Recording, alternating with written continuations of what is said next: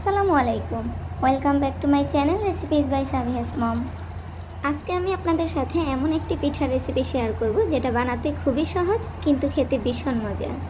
আর আমার মনে হয় বাচ্চা থেকে বড় এমন কেউ নেই যে এই পিঠা পছন্দ করে না।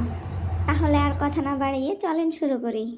পিঠা বানানোর জন্য আমি এখানে 2 কাপ পরিমাণ তাল নিয়েছি, যেটা আগে থেকে জাল করা ছিল, এবং সাথে দিয়ে দিলাম 1 কাপ পরিমাণ কোরানো নারিকেল, 1 কাপ পরিমাণ চিনি এবং স্বাদমতো কিছুটা লবণ। এবার আমি সব কিছুকে একটু ভালোভাবে মিশিয়ে নিব যেন চিনিটা ভালোভাবে গলে যায়।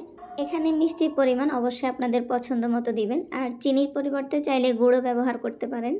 এ পর্যায়ে আমি এখানে দিয়ে দিব 1 কাপ পরিমাণ চাউলের গুঁড়ো এবং সাথে দিয়ে দিব 1 কাপ পরিমাণ আটা। আপনারা চাইলে সম্পূর্ণ চাউলের গুঁড়া দিয়েও পিঠাটা তৈরি করতে পারেন, বাট আটাটা ব্যবহার করলে পিঠা একটু সফট হয় আর খেতেও ভালো লাগে। এখন আমি সব কিছুকে একটু ভালোভাবে মিশিয়ে নিব। আমার সব কিছু ভালোভাবে মিশানো হয়ে গেছে। এখন আমি চুলায় চলে যাব। চুলায় একটি প্যান বসিয়ে কিছু পরিমাণ সয়াবিন তেল দিয়ে দিলাম, আর তেলটা গরম হয়ে গেলে আমি এখানে চামচের সাহায্যে একটু একটু করে আমাদের রেডি করে রাখা ডোগুলো দিয়ে দিব। এই পর্যায়ে চুলার আঁচটা মিডিয়ামে রেখে সবগুলো পিঠা ভালোভাবে ভেজে নিব।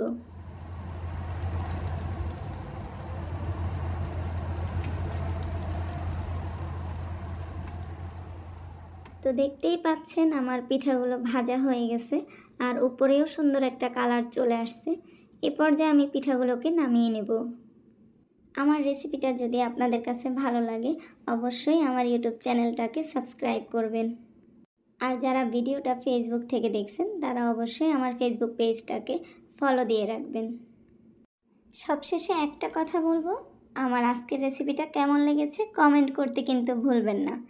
দেখা হবে নতুন কোনো ভিডিওতে। ভালো থাকবেন। আল্লাহ হাফেজ।